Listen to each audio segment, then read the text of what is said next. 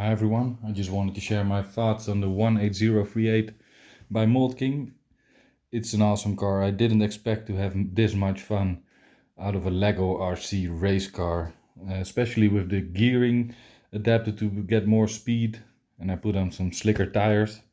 Indoors it's a barrel of fun, just spinning around and everything jumping. You can see it in my short I'll release later today. Just wanted to show you how it compares to the 18001.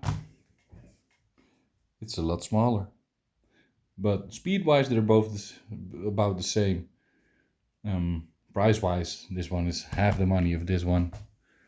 About 3 or 4 times less bricks this one, so less customizable. You can do a lot of things with the gearing on the 18038.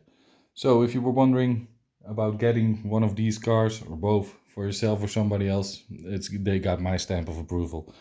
They're a lot of fun. For the money, great value.